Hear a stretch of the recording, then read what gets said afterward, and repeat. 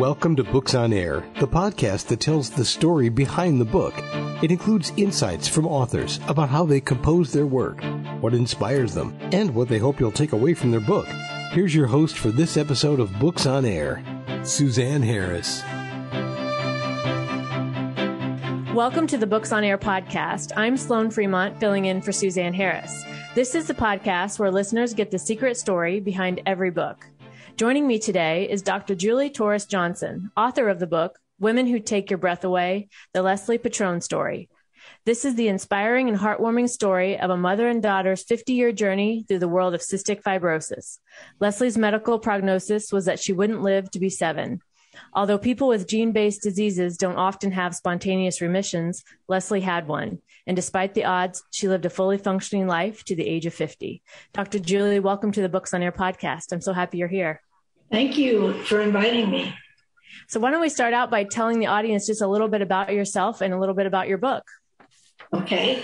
Well, this book was written because when Leslie was on her deathbed, she had asked me for years to write her story, and I had planned to do it, and I hadn't done it because I was a minister and I was very busy with a big congregation. So on her deathbed, she asked me to write it. And so this is the result of answering that request, yes. Her desire. So does the book cover Leslie's life? Yes. The book is a story of Leslie from the time she was born through her life and the journey that we took through the world of cystic fibrosis together. Okay. Do you want to give us a couple of examples from the book that was on your journey? Yeah. I think what makes the book unique is that according to medical authorities, spontaneous remissions don't happen with gene-based diseases. Mm-hmm. And Leslie, of course, had a spontaneous remission and lived to be 50 years old. And not only lived to be 50, but had a very full and wonderful life, a very productive life, in spite of her disease. Yeah. So can you tell us just a little bit about Leslie, what she was like? Yeah, well, she was an unbelievable woman with incredible energy. She did so much and she accomplished so much.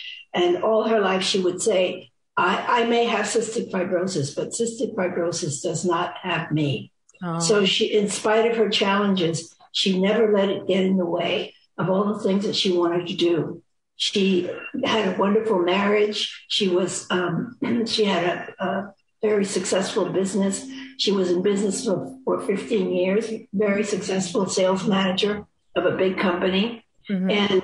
And she started with family. She started writing down on T-shirts, believe, and from the little small family group that grew to over 500 donors.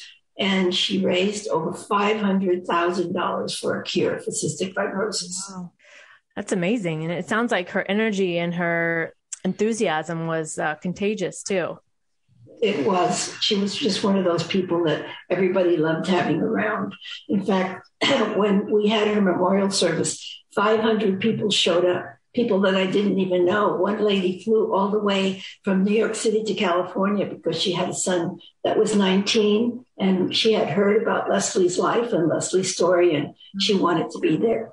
So she made a difference in the world. And, at the end, there is an award called Women Who Take Your Breath Away. Mm-hmm. And the Cystic Fibrosis Foundation changed that award permanently to the Leslie Petrone Women Who Take Your Breath Away Award.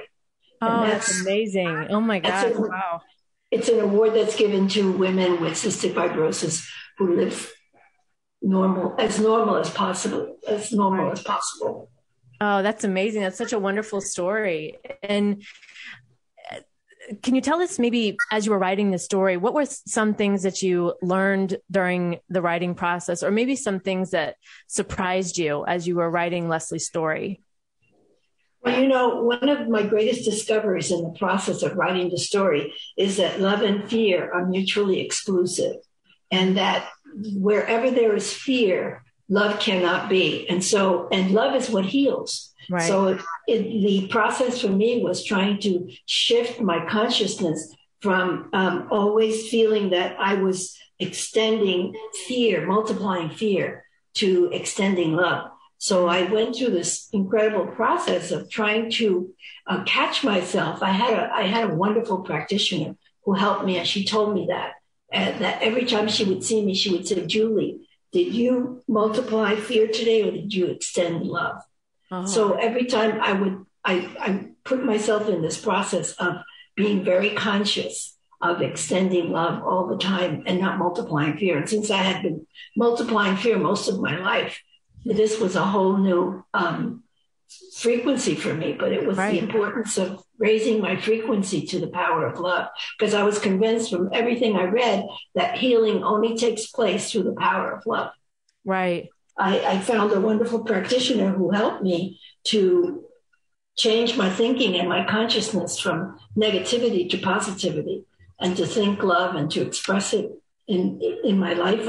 I was a high school counselor at the time, and to express that with my students as well, and with my family, and just have Leslie see that and experience that. Yeah. And feel that, I'm sure too, right? Feel that resonance of love, which is so different from the resonance of fear, which I think many of us do go through life intentionally or not. It just seems to be the default setting for a lot of us, but raising that frequency and that vibration up to love is such a different resonance that is so much more powerful. As you know, from your story, we can tell.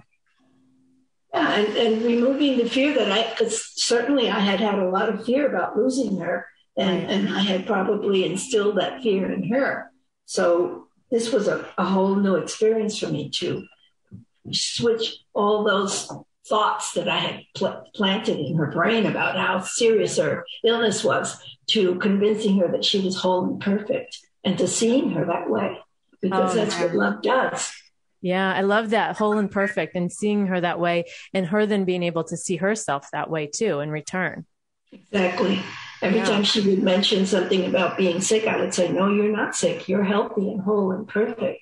And seeing her, that was the hardest part, was really seeing her that way. Yeah. Can you tell us about a special scene in the book that you wrote about, maybe one of your favorite stories of Leslie, or something that really stood out to you in the writing process? Now, my favorite story in the book is that she appeared to me after she died. Mm-hmm. And I'm not one of these people who really believes in that stuff. Mm-hmm. So it was a very big shock and surprise to me. I was sitting in a chair I had just moved to South Carolina, where I was going to be the minister of a large church. Mm-hmm. And I was not feeling well that day. And I remember sitting in my chair and trying to be positive about myself and try to rise above the feelings of not feeling well. Yeah. And suddenly, out of nowhere, there stood Leslie in front of me. I was sitting in a chair, and she stood right in front of me, and she said, "Hi, Mom." Oh my God. And I was so shocked by seeing her that it didn't even occur to me that she was dead, or that she had died, or that she shouldn't be there. I was just totally overwhelmed by her presence. And she said, "I'm glad that you and Lexi was my dog. I'm glad that you and Lexi are here." And she disappeared. And when she disappeared, I said, wait, don't go. I had so many questions I wanted to ask her. I wanted to ask her what it was like in the spirit world. And I wanted to ask her if she had seen my brother or her grandmother, or what. I had so many questions, but she was gone in an instant. And I sat there feeling very enlivened, like I wasn't sad. I didn't feel sick. I just felt very, it was a mystical experience. Yeah. And I grabbed my diary and I started writing. Leslie just appeared to me out of nowhere. This is what she said, and so on and so forth. I started writing it all down because I was afraid that I wouldn't even believe it. It was not something that I was used to believing. So that was a very powerful experience for me, to know that Leslie was aware that I'd written that book, and that she was fine. Because she looked beautiful. She didn't have that sick look at all. She was dressed beautifully. Her hair was just beautiful. Her eyes were sparkling. She didn't have that those dark circles under her eyes. She was beautiful and healthy and whole. And it was very, very comforting to me. Oh, that's wonderful. And has that happened again, or was that just the one time? She never appeared to me again. It was one just time. that one time. It was her way of comforting me, because writing the book was very hard on me. It was so sad. It took 7 years, because every time I try to write it and remember all those incidences with her, I would just be so sad I couldn't do it. Yeah. I'm sure. And then that encounter with seeing her, did you feel like that it energized you? Did you feel the energy from her coming? Totally energized me. All symptoms of the flu that I was experiencing were gone. And I slept like a baby that night. And I got up and I had my first Sunday at my new church the following Sunday. Oh, amazing. Wow. Yeah. That's wonderful. So what are some themes that you would use to describe your book?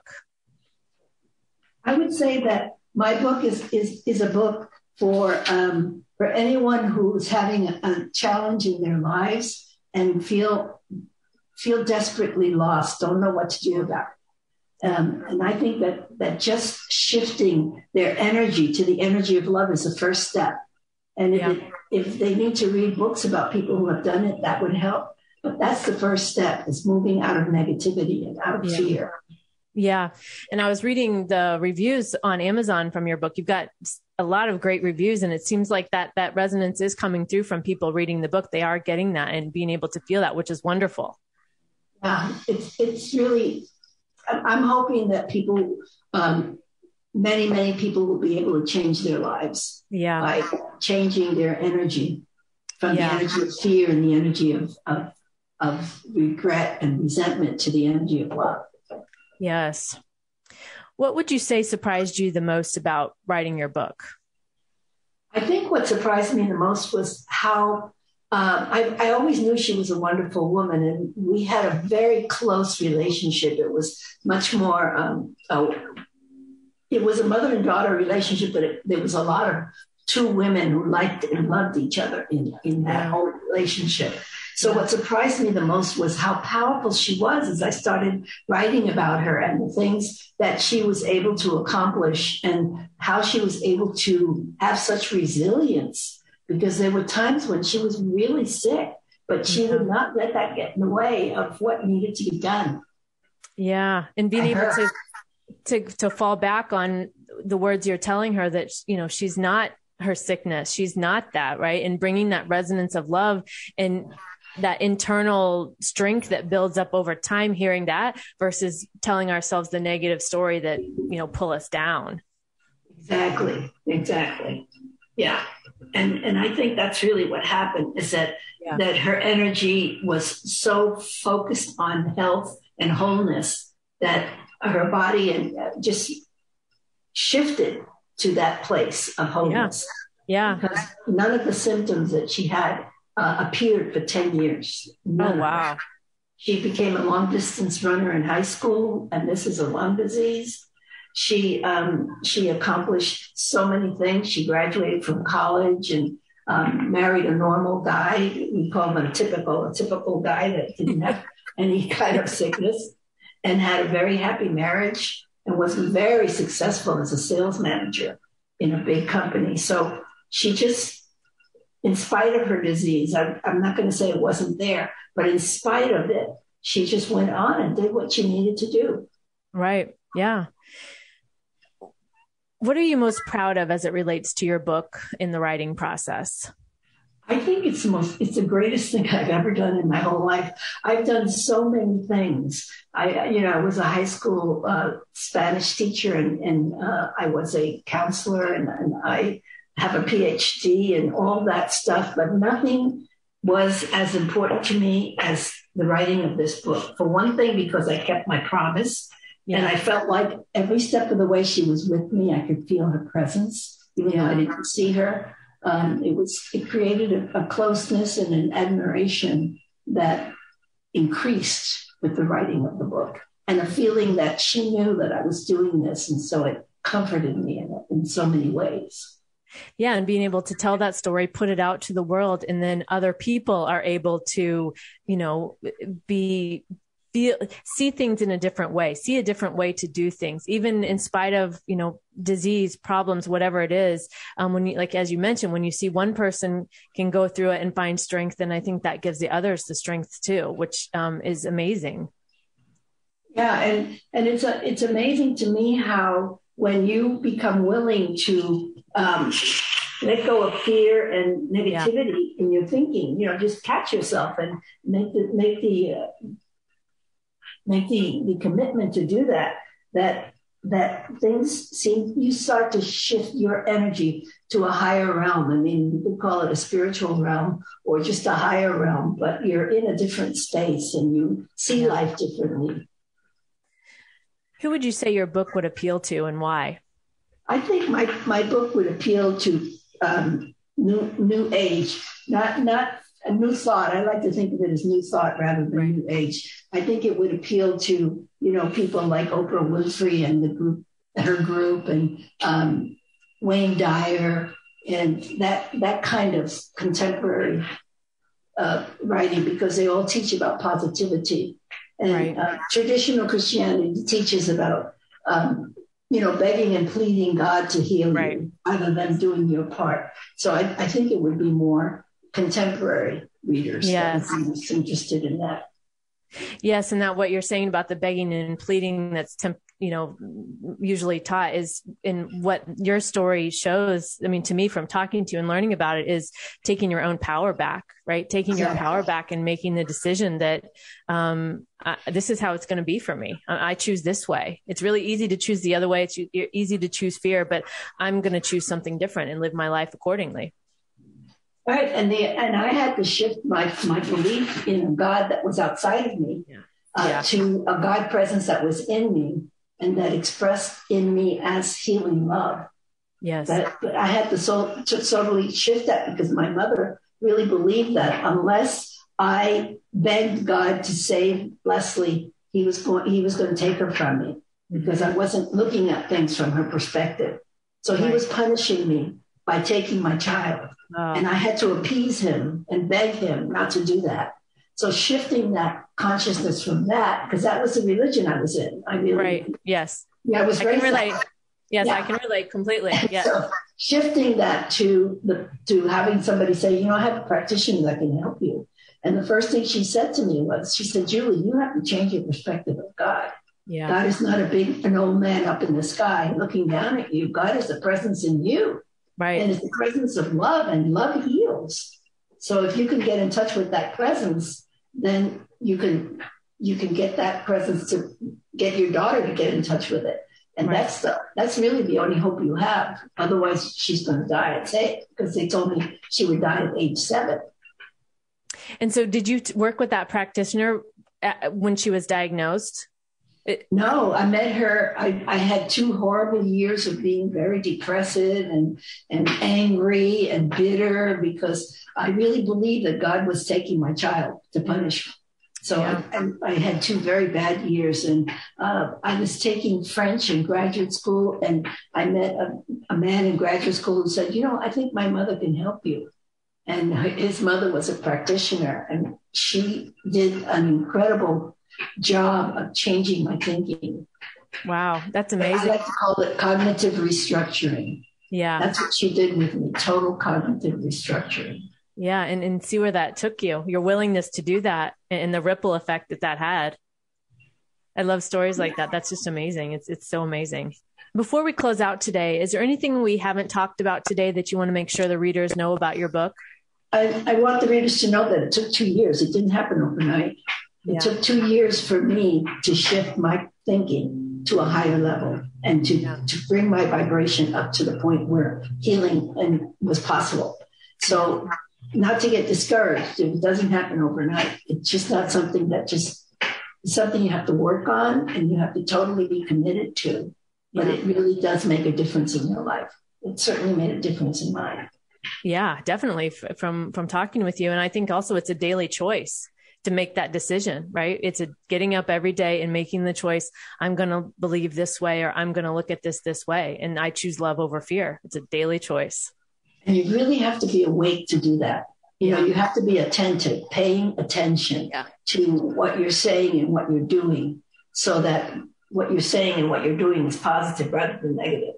Yeah, I agree. Dr. Julie, thank you for joining us today. Thank you for sharing your story about Leslie and coming on today and telling us about her. And also, I think, offering, everything we've talked about today with self-empowerment, love, being, reminding the listeners that we can choose love over fear. And your story, Leslie's story, and the examples that you provided are such an amazing testament to living a life that way when you make that choice. So thank you for joining us today. You're welcome. And the book will be in audio next month. Okay, amazing. You can find out more about the book, Women Who Take Your Breath Away, the Leslie Petrone Story, on Amazon, and I'll link to the book in the show notes, so be sure to check that out. You've been listening to the Books on Air podcast, brought to you on webtalkradio.net. You can also hear this podcast on Spotify, iHeartRadio, Stitcher, and Apple Podcasts. I'm Sloan Fremont, and I hope you'll join us for the next Books on Air podcast. Remember, you never know who's going to be here, and you never know what we're going to talk about. Thank you so much for listening.